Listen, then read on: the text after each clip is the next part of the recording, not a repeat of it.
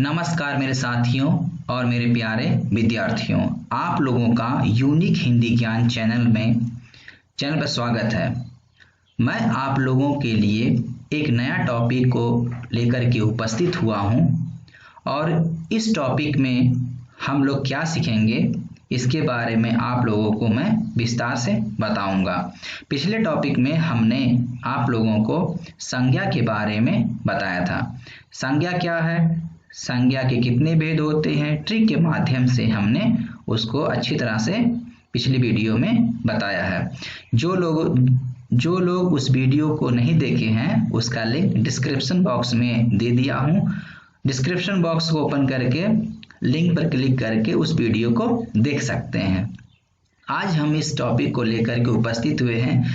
हम देखते हैं कि जब कोई सेंटेंस बनाया जाता है तो उस सेंटेंस में कुछ ऐसे शब्द देखने को मिलते हैं और ये शब्द जो है बहुत ही महत्वपूर्ण होते हैं सेंटेंस यानी कि वाक्य को बनाने में।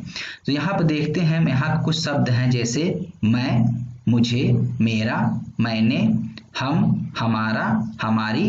नीचे कुछ देखते, कुछ नीचे शब्द हैं, नीचे हैं वह, यह, आप, वे, तुम लोग, तुम सब। ये टोटल जो शब्द हैं बहुत ही इंपॉर्टेंट हैं और ये सब टोटल आते हैं सर्वनाम के अंतर्गत। जी हाँ मेरे दोस्तों, मैं आप लोगों को सर्वनाम के बारे में बताने जा रहा हूँ। चलिए वीडियो स्टार्ट करते हैं।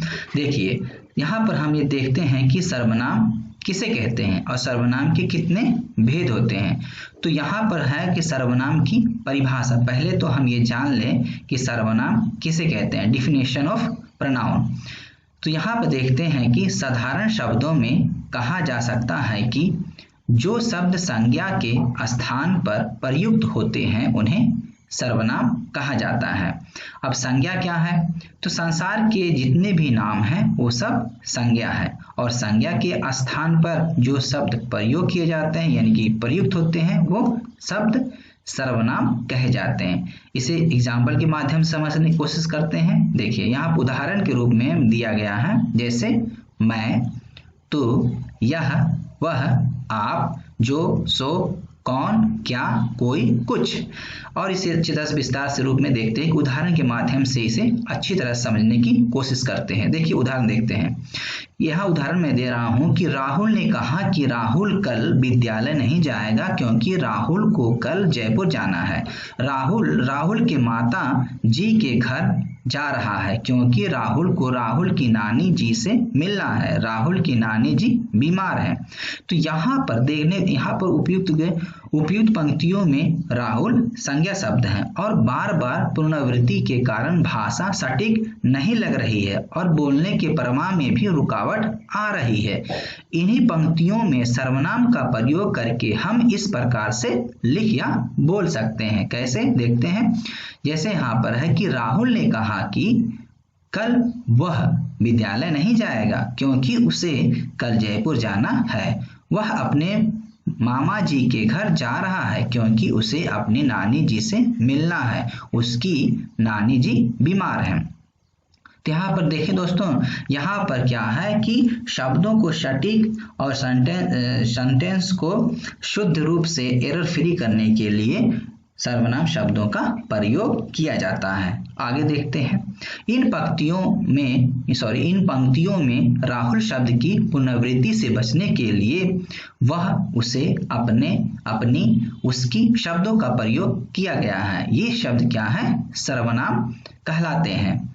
अब आगे बढ़ते हैं। आगे में क्या है, हिंदी में मुख्यतः 11 मूल सर्वनाम होते हैं। अब ये 11 मूल शब्द कौन कौन से हैं, देखिए कि मैं, तो, यह, वह, आप, जो, सो, कौन, क्या, कोई, कुछ। अन्य सर्वनाम शब्द भी इन्हीं शब्दों से बने हुए हैं जो लिंग वचन कारक की दृष्टि से अपना रूप बदलते हैं। देखते हैं और इसे अच्छी तरह समझने की कोशिश करते हैं। सर्वनाम शब्दों को और कुछ अच्छे से समझते हैं। जैसे फर्स्ट पर्सन में क्या है, फर्स्ट पर्सन में क्या देखने को मिलते हैं कि मैं, मेरा, मेरी, मेरे, मुझे, मुझसे, मुझको, मैंने, हम, हमें, हमने और हमसे। ये है सिर्फ फर्स्ट पर्सन का। सेकंड पर्सन में सर्वनाम शब्द क्या देखने को मिलते हैं कि तुम लोग, तुम सब, तुम्हें, आपने, आपसे, आप लोग और आप सब। और थर्ड पर्सन में क्या है, तो थर्ड पर्सन में यहाँ पर है कि वह, वे लोग, वे सब, उन्हें, उसकी, उसके, उनसे, उनकी और उन्होंने। ये है टोटल जो है first person, second person, third person के सर्वनाम के कुछ शब्द। अब आगे देखते हैं कि क्या है, संज्ञा के समान ही सर्वनाम के भी दो वचन होते हैं। कौन कौन से होते हैं, जैसे मान लीजिए एक वचन और बहुवचन। जैसे मैं का एक वचन में क्या हो जाएगा, मैं हो जाएगा, बहुवचन में मैं की जगह पर हम हो जाएगा, तू का तुम हो जाएगा, यह का वे हो जाएगा, वह का वे हो जाएगा। आगे देखते हैं कि सर्वनाम शब्द दोनों लिंगों में एक समान ही रहते हैं। जैसे देखिए, वह जाता है और वह जाती है, तो यहाँ पर जो है दोनों जगहों में जेंडर चेंज हुआ है, लेकिन जो है सर्वनाम शब्द जो है सेम ही है। आगे देखते हैं, अब आगे बढ़ते हैं कि सर्वनाम के भेद यानी टाइप ऑफ प्रोनाउन। तो यहाँ पर संज्ञा के 6 भेद होते हैं। टोटली संज्ञा के कितने भेद होते हैं, टोटल 6 होते हैं। और कौन कौन से होते हैं, पुरुषवाचक सर्वनाम, निश्चयवाचक सर्वनाम, अनिश्चयवाचक सर्वनाम, संबंधवाचक सर्वनाम, प्रश्नवाचक सर्वनाम, निजवाचक सर्वनाम। अब हम तो यहाँ पर आप लोगों को बता दिए कि सर्वनाम के 6 भेद होते हैं। अब इसको एक बहुत ही शानदार ट्रिक के माध्यम से इसे हम याद रख सकते हैं। जैसे देखते हैं इसका क्या ट्रिक है, सामने देखिए। सर्वनाम शब्द के भेदों को याद रखने के लिए क्या हमने एक ट्रिक बनाया है। यह ट्रिक है, जैसे एग्जाम्पल, इसका ट्रिक क्या है कि पुरुष अपने निज संबंध के कारण निश्चय अनिश्चय प्रश्न पूछते हैं। ये इसका सर्वनाम के भेदों को याद रखने का एक बहुत शानदार ट्रिक है। क्या है, एक बार मैं फिर दोहराता हूँ। पुरुष अपने निज संबंध के कारण, अगर कोई पुरुष है तो उसका अपना पर्सनल कोई रिलेशन है, तो उसी की वजह से जो है क्वेश्चन करेगा, निश्चय और अनिश्चय प्रश्न पूछते हैं। तो इसमें कैसे बैठेगा, देखिए, पुरुष से क्या होता है, पुरुषवाचक सर्वनाम, निज से क्या हो जाए, निजवाचक सर्वनाम, संबंध से संबंधवाचक सर्वनाम, निश्चय से निश्चयवाचक सर्वनाम, अनिश्चय से अनिश्चयवाचक सर्वनाम, और लास्ट में क्या है, प्रश्नवाचक सर्वनाम। तो यहाँ इसके अच्छी तरह से हमने इसको ट्रिक के माध्यम से सर्वनाम के 6 भेदों को जान लिए हैं। अब एक एक करके इसके भेदों की परिभाषा और उदाहरण को समझेंगे। पहला आ जाता है पुरुषवाचक सर्वनाम। पुरुषवाचक सर्वनाम क्या है कि जो सर्वनाम शब्द बोलने वाले या कहने वाले, सुनने वाले या जिसके बारे में कहा जाए उसका बोध कराते हैं, उन्हें पुरुषवाचक सर्वनाम कहा जाता है। जैसे पुरुषवाचक सर्वनाम 3 प्रकार के होते हैं। एक पहला होता है उत्तम पुरुष, मध्यम पुरुष और अन्य पुरुष। तो यहाँ पर क्या, first person, second person, third person, जो आपको पहले मैंने बता दिया। अब इसके परिभाषा भी देख लेते हैं। जिन सर्वनामों का प्रयोग बोलने वाला यानी कि जो व्यक्ति बोल रहा है अर्थात वक्ता अपने लिए करता है, सेल्फ के लिए करता है, उन्हें हम उत्तम पुरुष कहते हैं। जैसे हम देख लेते हैं, मेरा, मैं, हम, हमारा, मुझे, मुझको, हमारी, मैंने। यहाँ टोटल क्या है, अपने सेल्फ के बारे में एक्सप्लेन कर रहा है। एग्जाम्पल देख लेते हैं। एग्जाम्पल में क्या है, उदाहरण, मेरा नाम महेश है, मैं कक्षा 10 में पढ़ता हूँ, हम 2 मित्र हैं, हमारा घर पास में ही है, मुझको आम मीठे लगते हैं। तो यहाँ पर जितने भी मैंने ये हाईलाइट कर दिया येलो कलर से, पीला कलर से मैंने जो शब्द हाईलाइट किया है, ये टोटल जो है आपका सर्वनाम शब्द है, यानी कि फर्स्ट एंड सेल्फ का उत्तम पुरुष का सर्वनाम। नेक्स्ट पढ़ते हैं, मध्यम पुरुष यानी सेकंड पर्सन। जिन सर्वनामों का प्रयोग सुनने वाले अर्थात श्रोता के लिए किया जाता है, उन्हें मध्यम पुरुष कहते हैं। जैसे तू, तुम, तुम्हें, आप, तुम्हारे, तुमसे, तुमने, आपने इत्यादि यानी कि आदि। उदाहरण से देखते हैं क्या है कि जैसे तू इतनी देर कहाँ गया था, तू इतनी देर तक कहाँ था। फिर सेकंड में तुम कहाँ गए थे। थर्ड में तुम्हें जल्दी आना चाहिए था। आप मेरे घर सादर आमंत्रित हैं। तुम्हारे घर में कितने पालतू जानवर हैं। तो यहाँ पर तू, तुम, तुम्हें, आप और तुम्हारे, ये सेकंड पर्सन के उदाहरण, सर्वनाम के उदाहरण है। थर्ड में हम देखते हैं क्या है कि थर्ड यानी कि अन्य पुरुष क्या है। जिन सर्वनाम शब्दों का प्रयोग किसी अन्य व्यक्ति के लिए किया जाता है, उन्हें हम अन्य पुरुषवाचक सर्वनाम कहते हैं। जैसे वे, यह, वह, उनका, उन्हें, उसे, उन्होंने, उनसे, उनसे, इनसे, उनसे आदि। फिर आगे हम देखते हैं क्या है कि उदाहरण, वे मैच नहीं खेलेंगे, उन्होंने कड़ी मेहनत की है, वह कल विद्यालय नहीं आया था, उसे जाने दो। तो ये थर्ड पर्सन में वे, उन्होंने, वह और उसे, ये थर्ड पर्सन सर्वनाम के उदाहरण है। आगे बढ़ते हैं। सेकंड में आता है कि निश्चयवाचक सर्वनाम। सर्वनाम के जिस रूप से हम किसी बात या वस्तु का निश्चित रूप से निश्चित रूप से ज्ञात होता है उसे निश्चयवाचक सर्वनाम कहते हैं। अब इसे हम सरल शब्दों में देखते हैं कि जिन शब्दों से किसी व्यक्ति, वस्तु या घटना की ओर निश्चयात्मक रूप से संकेत करे उसे निश्चयवाचक सर्वनाम कहते हैं। इसे संकेतवाचक सर्वनाम भी कहते हैं। इसमें यह, वह, वे, ये आदि का निश्चय रूप से बोध कराते हैं। जैसे में देख लेते हैं कि वह मेरा गांव है, इसमें इंडिकेट कर रहा है कि वह मेरा गांव है, यह मेरी पुस्तक है, ये पुस्तक राधा की है। इसमें वह, यह, ये आदि शब्द जो है निश्चित वस्तु की ओर संकेत कर रहे हैं। थर्ड में निश्चयवाचक सर्वनाम के भी दो भेद होते हैं, एक निकटवर्ती निश्चयवाचक सर्वनाम, एक दूरवर्ती निश्चयवाचक सर्वनाम। यानी कि निकट मतलब सामने पास के लिए और दूर का मतलब तो दूर के लिए, दूरवर्ती मतलब दूर के लिए।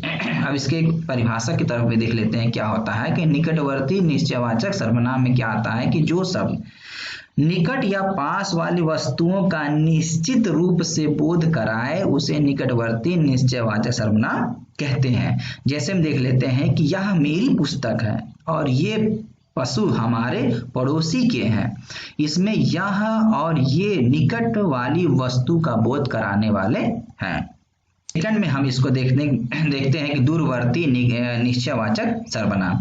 जो शब्द दूर वाली वस्तुओं की ओर निश्चित रूप से संकेत करते हैं उसे दूरवर्ती निश्चयवाचक सर्वनाम कहते हैं। अब इसके बारे में उदाहरण देख के माध्यम से समझने की कोशिश करेंगे। क्या है कि वह मेरी पेन है, वे लड़के बहुत परिश्रमी हैं। इसमें वह और वे दूर वाली वस्तुओं का बोध करा रहे हैं। ठीक है। अब अनिश्चयवाचक सर्वनाम क्या है? यानी कि जिन शब्दों से किसी वस्तु, किसी व्यक्ति, वस्तु आदि का निश्चय रूप से उसका बोध ना हो, वहां पर अनिश्चयवाचक सर्वनाम कहते हैं। दूसरे शब्दों में देखने की कोशिश करेंगे कि दूसरे शब्दों में इसकी क्या परिभाषा है कि जो सर्वनाम किसी वस्तु या व्यक्ति की ओर ऐसे संकेत करे कि उनकी स्थिति अनिश्चित या अस्पष्ट रहे, उन्हें अनिश्चयवाचक सर्वनाम कहते हैं। जैसे कुछ, किसी, कौन, किसने, कहाँ, जहां, वहां आदि। उदाहरण के माध्यम से देखते हैं कि मोहन, आज कोई तुमसे मिलने आया था, भोजन में कुछ गिर गया है। यहाँ क्या है कि कोई और कुछ व्यक्ति और वस्तु का अनिश्चित बोध कराने वाले अनिश्चयवाचक सर्वनाम हैं। चौथे में देखते हैं, चौथे में क्या है? संबंधवाचक सर्वनाम। जिन शब्दों से परस्पर संबंध का पता चले उसे संबंधवाचक सर्वनाम कहते हैं। दूसरे शब्दों में क्या है कि जिन सर्वनाम शब्दों का दूसरे सर्वनाम शब्दों से संबंध ज्ञात हो तथा जो शब्द दो वाक्यों को जोड़ते हैं उन्हें संबंधवाचक सर्वनाम कहते हैं। अब इसके देखते उदाहरण, जैसे देख लिए कि जैसी तैसी, वैसी, जैसा, वैसा, जो, सो, जहां, वहां, जिसकी, उसकी, जितना, उतना आदि। उदाहरण के माध्यम से देखते हैं कि जैसा करोगे वैसा भरोगे, जिसकी लाठी उसकी भैंस। तो उपयुक्त वाक्यों में यह वैसा का संबंध जैसा के साथ तथा उसकी का संबंध जिसकी के साथ सदैव रहता है, अतः ये संबंधवाचक सर्वनाम है। अब आगे इसके बढ़ते हैं कि प्रश्नवाचक सर्वनाम। अब प्रश्नवाचक सर्वनाम की क्या परिभाषा है कि जिन सर्वनाम शब्दों को प्रश्न पूछने के लिए प्रयोग किया जाता है उसे प्रश्नवाचक सर्वनाम कहते हैं। अर्थात जिन शब्दों से प्रश्न का बोध होता है उसे प्रश्नवाचक सर्वनाम कहते हैं। अब सरल शब्दों में देखते हैं कि प्रश्न करने के लिए जिन सर्वनाम शब्दों का प्रयोग होता है उसे प्रश्नवाचक सर्वनाम कहते हैं। जैसे में देख लेते हैं, जैसे में क्या होता है कि क्या, इसमें पहला क्या, कौन, किसने, कैसे, किसका, किसको, किसके, किस लिए, किस लिए, कहाँ आदि। उदाहरण के माध्यम से देख लेते हैं कि टोकरी में क्या रखा है, बाहर कौन खड़ा है, तुम क्या खा रहे हो। तो यहाँ पर जो रेड शब्द हैं, रेड कलर के, ये क्या है, ये प्रश्नवाचक सर्वनाम के शब्द हैं। और लास्ट में क्या है, ये क्वेश्चन मार्क है। अगर प्रश्न कर रहा है तो क्वेश्चन मार्क डेफिनेटली आएगा ही आएगा। ठीक है, तो ये हो गया आपका प्रश्नवाचक सर्वनाम। इसके देखते हैं उपयुक्त वाक्यों में क्या और कौन का प्रयोग प्रश्न पूछने के लिए हुआ है, अतः ये प्रश्नवाचक सर्वनाम है। लास्ट में देखते हैं कि निजवाचक सर्वनाम। निज का अर्थ जानते क्या होता है, उसका अर्थ होता है अपना, और वाचन का अर्थ होता है जैसे बोध, यानी कि ज्ञात कराने वाला, यानी अपनेपन का बोध कराने वाले शब्दों को निजवाचक सर्वनाम कहते हैं। दूसरे शब्दों में देखते हैं कि जिन सर्वनामों का प्रयोग कर्ता के साथ अपनेपन का बोध कराने के लिए किया जाता है उसे निजवाचक सर्वनाम कहते हैं। जहां पर वक्ता अपने या अपने आप शब्द का प्रयोग करता है वहां पर निजवाचक सर्वनाम होता है। जैसे हमें, तुम, अपने आप, अपने आप, निजी, खुद, स्वयं आदि। तो आप शब्द का प्रयोग पुरुषवाचक तथा निजवाचक सर्वनाम दोनों में होता है, और निजवाचक सर्वनाम के आप का प्रयोग अपने लिए यानी कि स्वयं सेल्फ होता है, आदर सूचक से आपके लिए नहीं। उदाहरण के रूप में देखते हैं कि आप कल दफ्तर नहीं गए थे, यानी कि यह है मध्यम पुरुष आदर सूचक। तो आप शब्द का प्रयोग जो है क्या, आपने आदर के लिए, रिस्पेक्ट के लिए यूज होता है। जैसे यहाँ पर है, आप मेरे पिताजी बसंत सिंह हैं। अन्य पुरुष आदर सूचक परिचय देते समय। नेक्स्ट क्या है, ईश्वर भी उन्हीं का साथ देता है जो अपनी मदद आप करता है। यहाँ पर क्या होता है, निजवाचक सर्वनाम जो कि अपने लिए किया जा रहा है। निजवाचक सर्वनाम का रूप आप है, लेकिन पुरुषवाचक के अन्य पुरुष वाले आप से इसका प्रयोग बिल्कुल अलग है। यह कर्ता का बोधक है पर स्वयं कर्ता का काम नहीं करता। पुरुषवाचक आप बहुवचन में आदर के लिए प्रयुक्त होता है। जैसे आप मेरे सिर आंखों पर हैं, यहाँ पर चंद बिंदुओं का मिस्टेक हो गया है। आप क्या राय देते हैं, किंतु निजवाचक आप एक ही तरह दोनों वचनों में आता है और तीनों पुरुषों में इसका प्रयोग किया जा सकता है। उम्मीद करता हूं कि यह वीडियो आपके लिए हेल्पफुल रही होगी। अगर ये वीडियो आपको पसंद आती है तो आप अपने दोस्तों में से शेयर कीजिए और चैनल को सब्सक्राइब कीजिए। और बहुत बहुत धन्यवाद आप लोगों को वीडियो देखने के लिए। बहुत ही जल्द मैं एक नया टॉपिक को लेकर के आप लोगों के बीच उपस्थित हूँगा। तब तक के लिए नमस्कार।